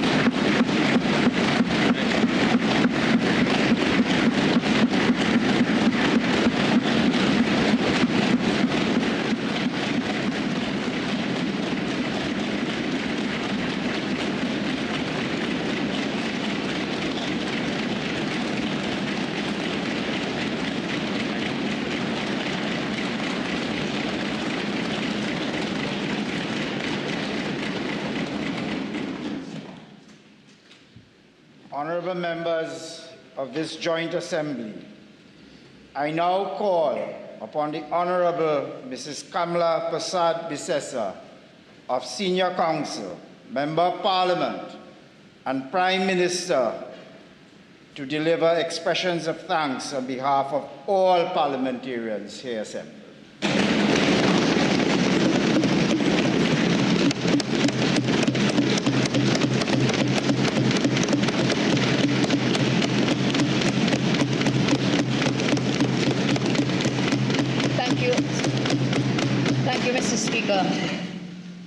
Honorable Speaker of the House, Honorable President of the Senate, Your Excellency Prime Minister of India, Shri Narendra Modi ji, and the Indian delegation have joined us in this very august chamber. We say welcome.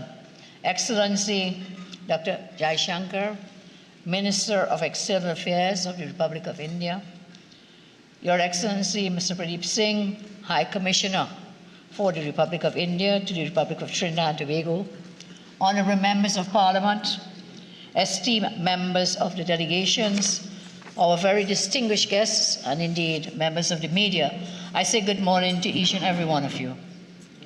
Before I speak of the present, allow me to honor the past quickly and quietly etched into the heart of this, the seat of our democracy, the House of Representatives. I say to you all, welcome to Bhawan, the People's House, all of you.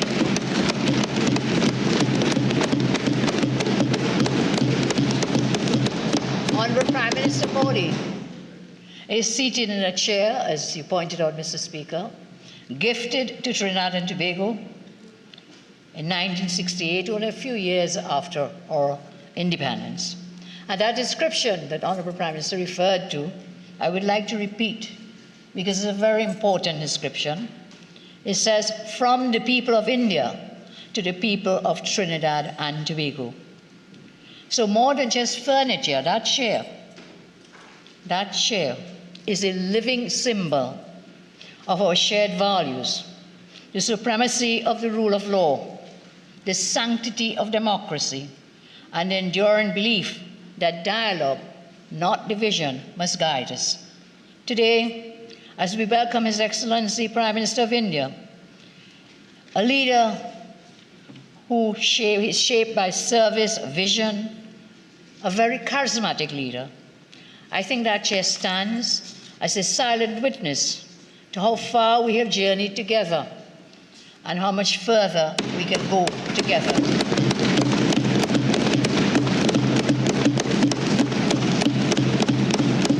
Honorable Prime Minister Modi reminded us that this year, 2025, marks 180 years since the first indented laborers arrived on Nelson Island. They crossed the dark waters with little or nothing, but they had courage and they had resilience. Theirs is but one thread in our national tapestry, woven alongside the sons and daughters of other nations whose children were also brought to our shores. Together, we have built Trinidad and Tobago.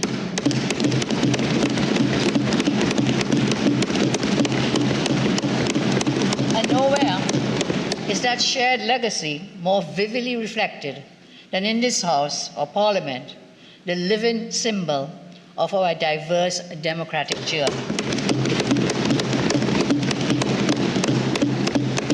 So it is fitting that we welcome here today Prime Minister Modi, a leader of the world's largest democracy, a statesman whose story mirrors the hopes of ordinary people.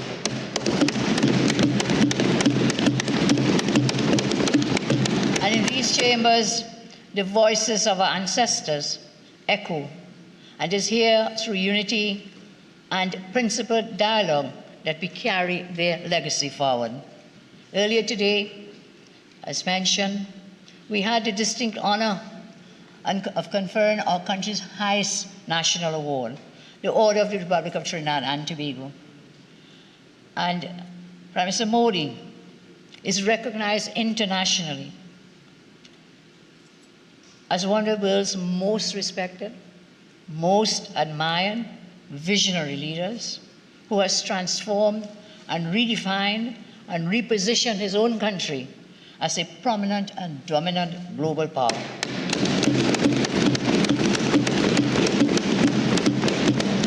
And indeed, we, the people of Trinidad and Tobago, and the government of Trinidad and Tobago, express our heartfelt gratitude for India's very compassionate humanitarian gift of vaccines and medical supplies during the COVID-19 pandemic. And I want us to remember that when some countries were hoarding their medical supplies and their vaccines.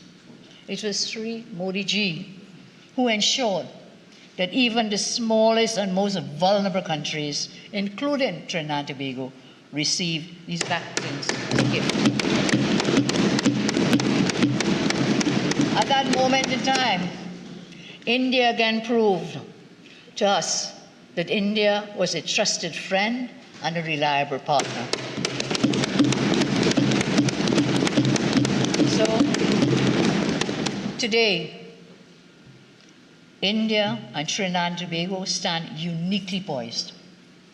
India as the world's most populous nation and in the top 4 in terms of their economy. On the side of the world, Trinidad and Tobago stands as the Eastern Caribbean's largest economy, and we see it as a gateway to CARICOM and a gateway to Latin America. Both our democracies are diverse, democracies committed to inclusion, committed to education, committed to progress. Our theme, 2 nations with historical bonds, but with a shared future. This, therefore, is a call for purposeful action.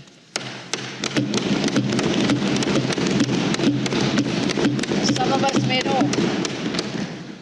us may know that bilateral trade between Trinidad and Tobago and India reached a record TT $1.2 billion, US $368.96 million in the last fiscal year. Trinidad and Tobago exports to India energy products, including ammonia, LNG, methanol, whilst on the other hand, we import from India pharmaceuticals, textiles, and industrial goods. As we look ahead from today, as we move ahead, we aim to expand our exports, Honorable Prime Minister, to tap into India's 1.4 billion population. And that is a 1.4 billion consumers. We are also pursuing a partial scope trade agreement. The first it would be from a CARICOM country, and we are laying the foundation for a new bilateral investment treaty. Honorable Prime Minister, India's status as the world's pharmacy is well established, with institutions like Serum Institute and CIPLA saving lives globally. If I may be personal a minute, just this morning I had a course to use CIPLA, imported from India. So we welcome our agreements.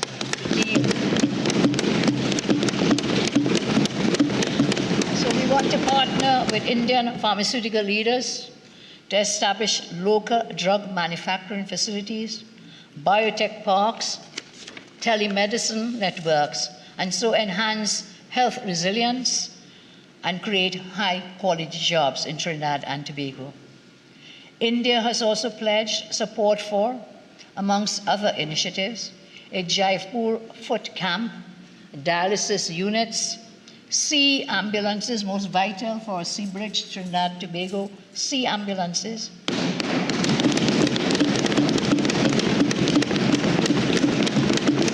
And these initiatives will directly benefit both Trinidad and Tobago.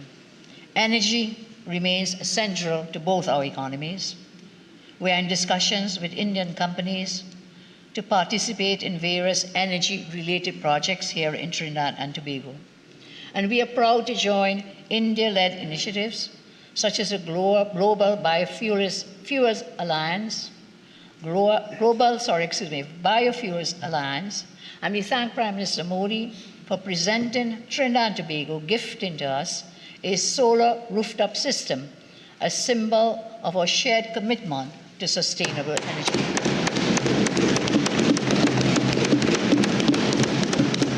Honorable Prime Minister, Trinidad and Tobago is honored to adopt India's UPI system and collaborate on India stack tools such as Aadhaar and DigiLocker to modernize public service. And may I take this opportunity, Honorable Prime Minister, on behalf of the children of Trinidad and Tobago, to thank you for your gift of 2,000 laptops to the children.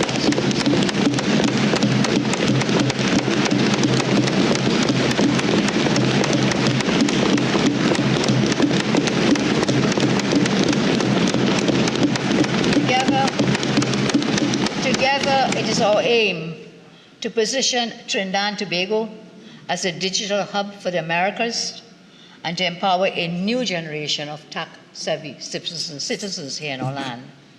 India continues to support our security efforts, which we know is a serious challenge for us, through their training under the ITEC program and through assistance in establishing here in Trinidad and Tobago a regional forensic science center.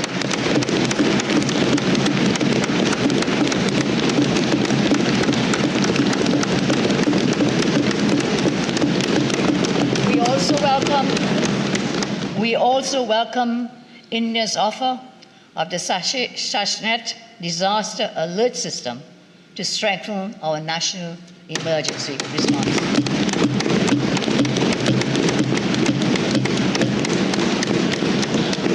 Yes, again, India continues to enrich our nation through scholarships, through training, through cultural exchanges.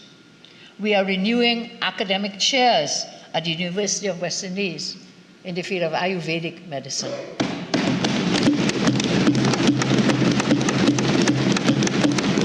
We'll be expanding the Mahatma Gandhi Institute's reach and transforming Nelson Island into a cultural heritage site with digitized indentation records.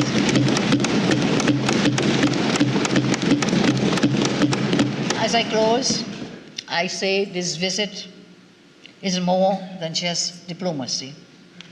It marks the dawn of a renewed South-South partnership, grounded in shared history and grounded in forward-looking purpose. From cane fields we all came. We have come to digital frontiers. India and Trinidad and Tobago now walk as strategic partners.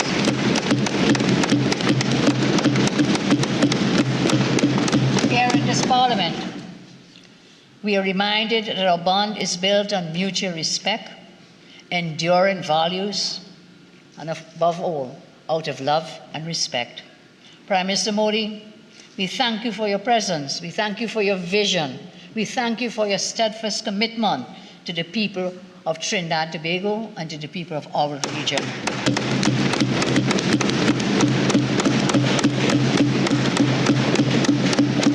Your honored presence reaffirms our shared commitment to unity, to innovation, and to peace. I say long live the friendship between Trinidad and Tobago and India. And I take this moment, sir, to thank all of you who have come to our shores.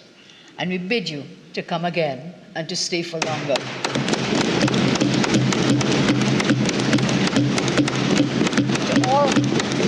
To all of you who have contributed to making Prime Minister Modi's visit to Trinidad and Tobago the resounding success that it has been, we say thank you very much. Thank you, Mr. Speaker. Madam Chair.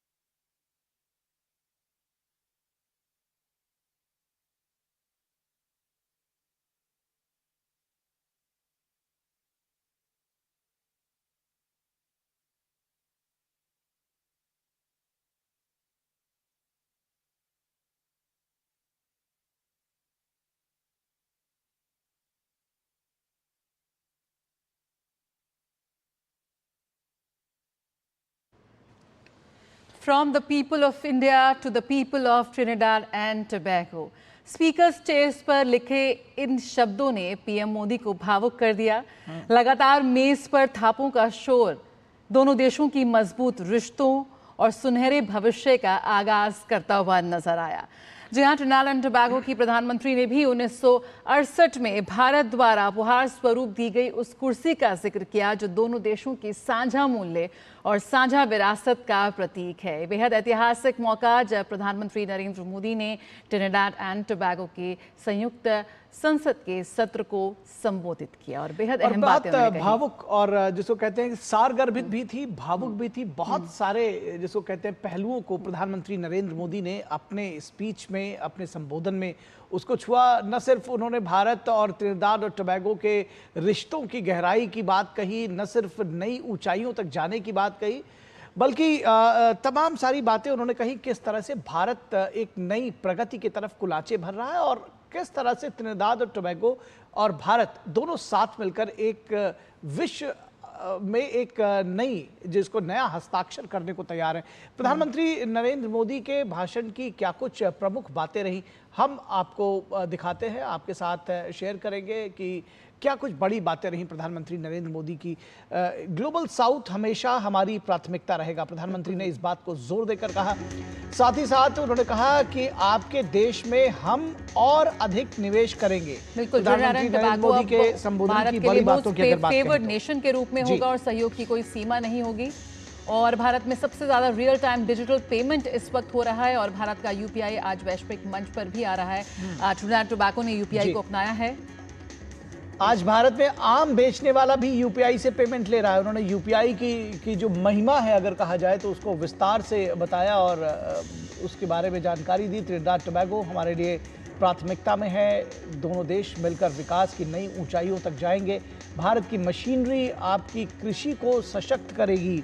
Climate exchange, कृषि, ऊर्जा, इन तमाम क्षेत्रों में भारत और Trinidad and Tobago के बीच एक मजबूत साझेदारी होगी। आपके साथ हमारे सहयोग की कोई सीमा नहीं, आपकी प्राथमिकताओं से बढ़ेगा सहयोग। मोस्ट फेवर्ड नेशन के रूप में ट्रिनिडाद एंड टोबैगो को लेगा भारत और दुनिया में इस वक्त और ये बड़ी बात कही कि दुनिया में भेदभाव और चुनौतियां बढ़ रही हैं और इसलिए यूएन में जो रिफॉर्म्स की बात थी उसको भी बहुत, जिसको कहते हैं कि बिल्कुल, और आतंकवाद का जिक्र यहाँ भी प्रधानमंत्री ने किया कि कैसे आतंकवाद दुनिया के लिए चुनौती बना हुआ है और दोनों देशों को मिलकर इस बात का ध्यान देना होगा कि आतंकवाद को अब किसी भी तरह की कोई जगह ना मिले।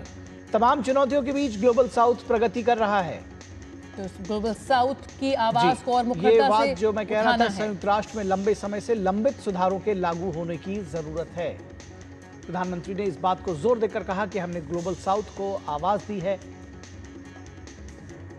और वैश्विक संस्थाओं में सुधार की बात का भी जिक्र किया। प्रधानमंत्री ने G20 में ग्लोबल साउथ के विचारों को प्राथमिकता देने की बात कही। बिल्कुल, प्रधानमंत्री ने कहा कि कोविड में 150 से ज्यादा देशों को भारत ने वैक्सीन दी है। उस आपदा के मौके में जिस तरह से एक फर्स्ट रिस्पॉन्डर के तौर में भारत उभरा वो भी उल्लेखनीय है। ग्लोबल साउथ को मजबूत करने के लिए हमें मिलकर काम करना होगा और ग्लोबल साउथ को वो जगह देनी होगी जिसका वो हकदार है। हम दोनों देश भले ही साइज में अलग हैं लेकिन जड़ों और लोकतंत्र से जुड़े हुए हैं। जो हमारे साझा मूल्य हैं, साझा विरासत है, वो भारत और ट्रिनिडाद और टोबैगो को और करीब लाते हैं।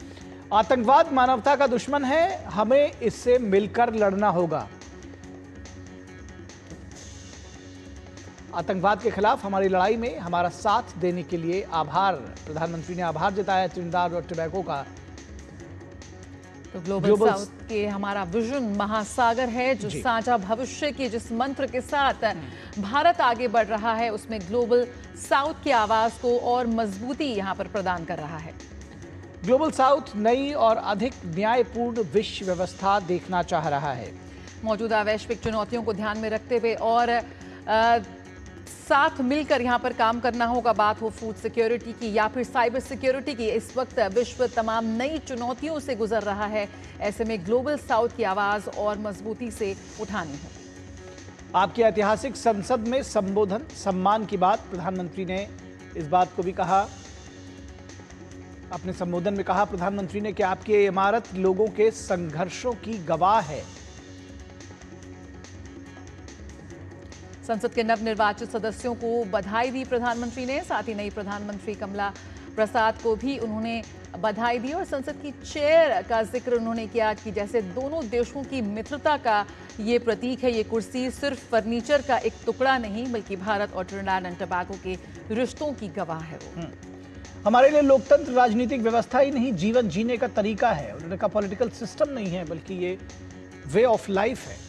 इस संसद में बहुत से लोग हैं जिनके पूर्वज बिहार से हैं। एक कनेक्शन भी जोड़ा और लोकतंत्र को उससे जोड़ा। कहा कि दोनों देशों के बीच के विशेष संबंध सदियों पुराने हैं। उन्होंने कहा कि बहुत सारे लोग हैं जो बिहार से हैं और बिहार के गणराज्य की उन्होंने याद दिलाई। आपका सर्वोच्च सम्मान मैं 140 करोड़ भारतीयों की ओर से स्वीकार करता हूँ।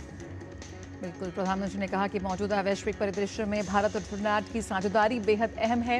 इस संसद में बहुत महिलाएं हैं और महिलाओं का सम्मान हमारी जड़ों में है, प्रधानमंत्री ने कहा। और जिस तरह से वुमेन लेड डेवलपमेंट को लेकर भारत लगातार आगे बढ़ रहा है उसका भी जिक्र किया।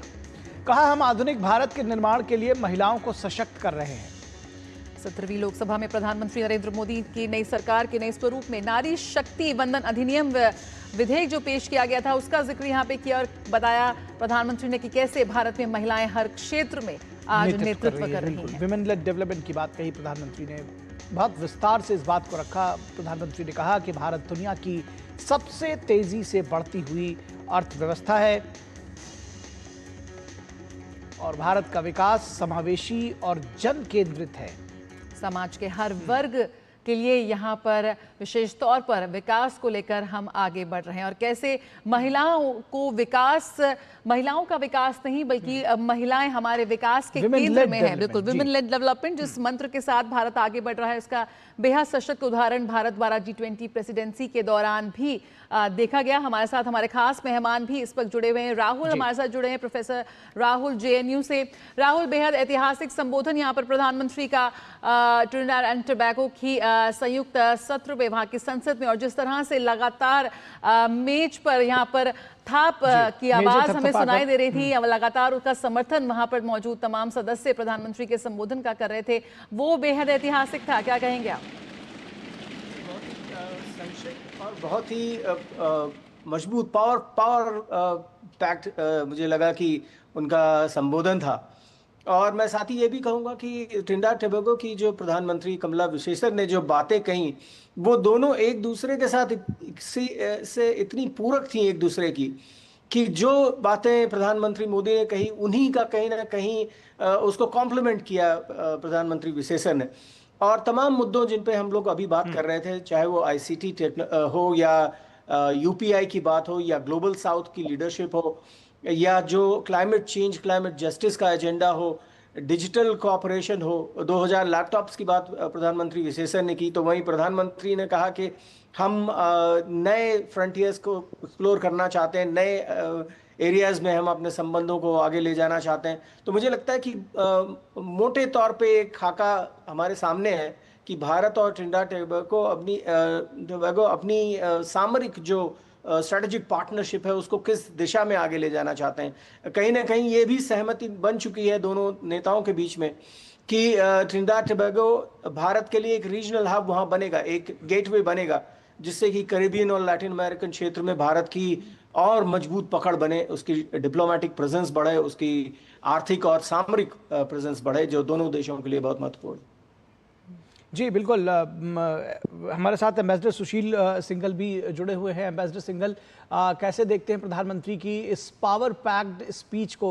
जैसे कि प्रोफेसर राहुल मिश्रा ने कहा, पावर पैक्ड स्पीच दरअसल बहुत सारे विविध विषय और जिसको कहते हैं कि भावनाओं के ज्वार से लेकर और तमाम ऐसी बातें, चाहे वो संयुक्त राष्ट्र में रिफॉर्म की बात हो या फिर आतंकवाद से लड़ने की बात हो, बहुत सारे पॉइंट्स प्रधानमंत्री ने रखे और दोनों देशों को साथ मिलकर चलने और साथ मिलकर आगे बढ़ने की भी बात कही। बिल्कुल आप सही कह रहे हैं कि प्रधानमंत्री जी की जो भाषण था जॉइंट सेशन पर जो हुआ पार्लियामेंट में, उसमें उन्होंने जो पूरी हिस्ट्री जो है भारत और ट्रिनिडाद के जो संबंध है, 180 साल पुरानी जो संबंध है, उसके विषय में बात की कि हमारे क्या क्या कॉमन जो फैक्टर्स हैं, जो कॉमन रिलेशनशिप है, उसकी उन्होंने बात की। प्लस साथ साथ उन्होंने ये भी बताया उसमें कि हम किस तरह से सहयोग कर रहे हैं। उन्होंने यूपीआई के बारे में बात की, आर्टिफिशियल इंटेलिजेंस के बारे में बात की, और जो महिला विमेन पावर के बारे में उन्होंने बताया कि भारत में कैसे 15 लाख महिलाएं जो चुनी गई हैं पंचायत में, और वो किस तरह से कंट्रीब्यूट कर रही हैं देश की प्रगति के लिए, उसके विषय में उन्होंने बात की। उन्होंने जो प्रधानमंत्री, वहाँ की महिला प्रधानमंत्री हैं, महिला राष्ट्रपति हैं, उस विषय में बात की। और साथ साथ उन्होंने जो इंटरनेशनल जो भी इश्यूज हैं उस मंच पर, उसके बारे में बात की। उन्होंने टेररिज्म के बारे में बात की, उन्होंने उसके बारे में अपना जो संयुक्त राष्ट्र संघ में जो सुधार की आवश्यकता है, ग्लोबल साउथ की जो वॉइस है, वो जिसकी जो अभी तक उसको नहीं मिली है इतने 80 साल में, उसके विषय में बात की। तो जो कि त्रिनाद की प्रधानमंत्री जी ने, उन्होंने भी उसके बारे में बताया। और प्रधानमंत्री ने ये भी बताया कि भारत पूरी तरह से मदद करने के लिए तैयार है त्रिनाद की, जहां भी उनकी आवश्यकताएं हैं। उन्होंने कहा कि मैत्री, उसकी कोई लिमिट नहीं है।